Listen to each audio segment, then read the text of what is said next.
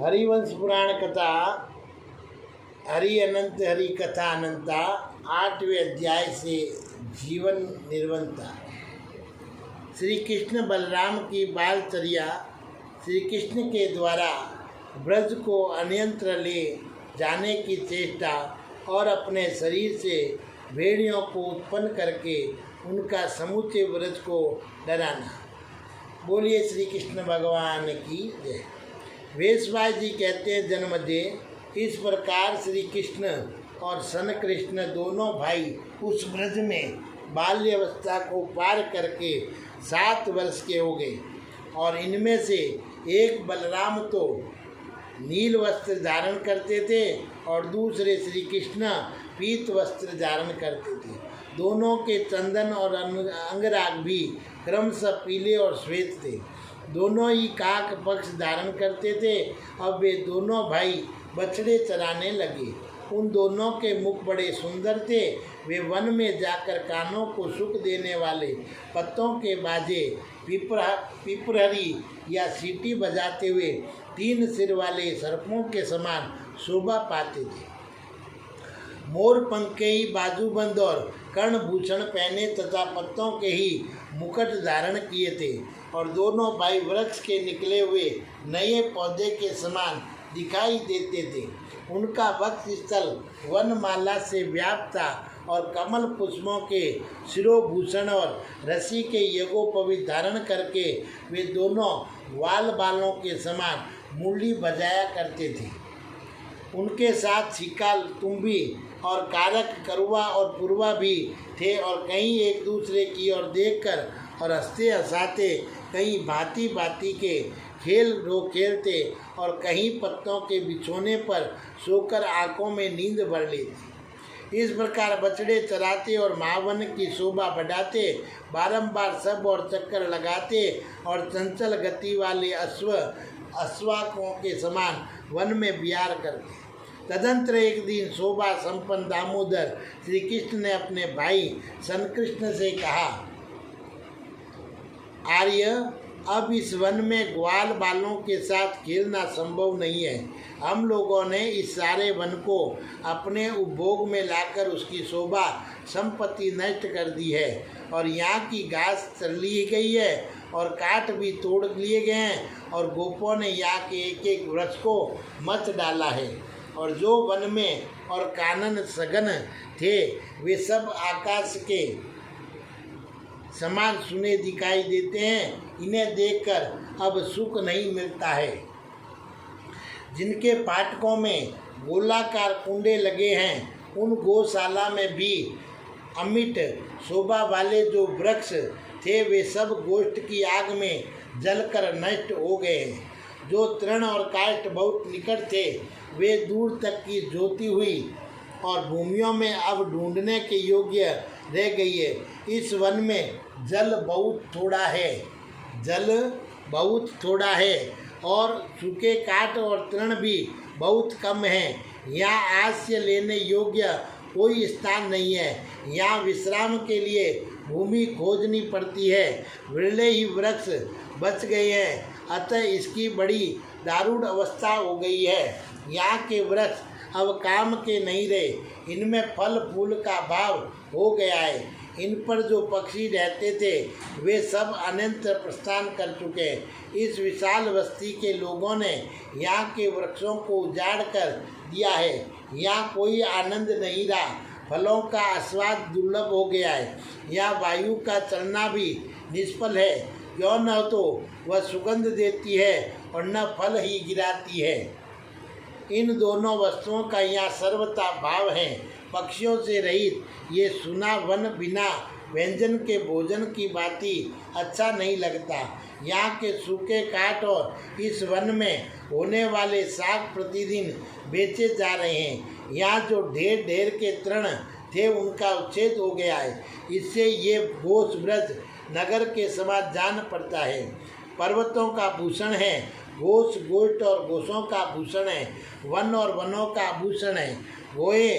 वे गोये ही हम लोगों की परम गति सबसे बड़ा सहारा है। अतः अब हम दूसरे वन में चलें जहाँ नई नई घास और ईंधन की अधिकता हो। हमारी गोएं उन नई नई घासों को चरना चाहती है जो अब तक चरी नहीं गई है। अब जो ब्रज धन से संपन्न हो वे उस वन में चले जहाँ नई नई घास उपलब्ध हो, जिनमें दरवाजे बंद गए हैं और चारों ओर बाढ़ लग गई है, जहाँ स्थायी घर बन गए हैं और खेत कर लिए गए हैं। ऐसे ब्रज लोक में अच्छे नहीं माने जाते। उन्मुक्त विचरने वाले हंसों के समान बंधन रहित होकर विभिन्न स्थानों में घूमते रहने वाले ब्रज ही श्रेष्ठ है। और उन्हीं गोबर मूत्रों के लेप पर जो तृण पैदा होते हैं अथवा अन्यत्र पैदा हुए तृणों पर जब गोबर गोमूत्र पड़ जाते हैं तब उनमें सार एवं रसायन के गुण आ जाते हैं। अतः गोहें उन घासों को चाह से नहीं खाती है तथा वे तृण दूध के लिए भी हितकारी नहीं होते हैं। तो आजकल इस वन की सारी गलियां स्थल सी हो गई है और उसमें घास फूस का नाम भी नहीं रह गया है। अतः चलिए हम दोनों गौओं के साथ नूतन वन श्रेणियों में विचरे। अब शीघ्र ही यहाँ से व्रज को अन्यत्र ले जाना चाहिए। सुना जाता है कि वृंदावन नामक वन बड़ा ही रमणीय है।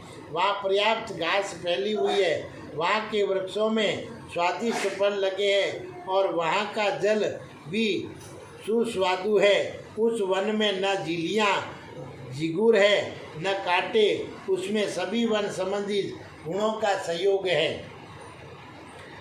वहाँ अधिकतर कदम के वृक्ष हैं और वह वन समुद्र यमुना के तट पर स्थित है और उसमें सदा स्कंद एवं शीतल वायु चलती रहती है। वहाँ सभी ऋतुओं का निवास है। वह वन बड़ा सुंदर एवं सुगंध है। वहाँ गोपियाँ बड़े सुख से सब और विचर सकती है। वृंदावन के भीतरी भाग में और भी बहुत से विचित्र एवं मनोहर वन है। वहाँ गोवर्धन नामक महान पर्वत है जो उस वन से अधिक दूर नहीं है। उसके बड़े बड़े शिखर है, जैसे नंद वन के पास मद्राचल की शोभा होती है उसी प्रकार वृंदावन के निकट गोवर्धन सुशोभित होता है। और उसी वन के मध्य भाग में विशाल शाखों से सुशोभित एक बरगद का वृक्ष है जो 1 योजन ऊंचा है। उसका नाम है बाडीर वट। वह आकाश में श्याम मेघ के समान शोभा पाता है। ऐसे नंदन वन के बीच में सरितों में श्वेत नलनी प्रवाहित होती है। उसी प्रकार वृंदावन के मध्य भाग में सीमंत सा बनाती हुई कालिंदी बहती है। हम लोग वहाँ चलने पर गोवर्धन पर्वत, बाडीरवट और रमणीय कालिंदी नदी का सुखपूर्वक दर्शन करेंगे। वहीं चलकर इस ब्रज को बसाया जाए और इस गुणहीन वन को छोड़ दिया जाए। भैया आपका भला हो, कोई नवीन कारण उत्पन्न करके हम इन ब्रजवासियों को डरावें।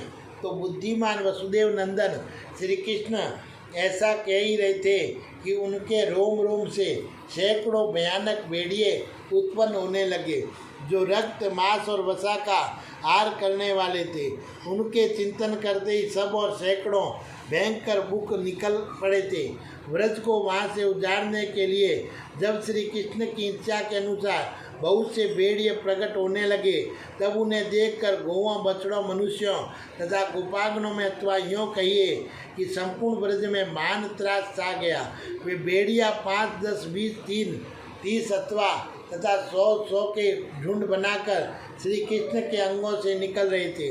वे सभी श्रीवत्स चिन्ह से सुशोभित थे। श्री कृष्ण के अंगों से प्रकट हुए काले मुख वाले बुक गोपों का भय बढ़ा रहे थे। वे बछड़ों को खा जाते, गौओं के झुंडों को त्रास देते तथा रात में बालकों का अपहरण कर लेते। इस प्रकार भेड़ियों द्वारा वे ब्रज उजाड़ा जाने लगा। उस समय वन में जाना, गौओं की रक्षा करना, वन से कोई वस्तु लेना अथवा नदी को पार करना असंभव हो गया। ये सब के सब भयभीत थे और उनका चित्त उद्विग्न हो गया था।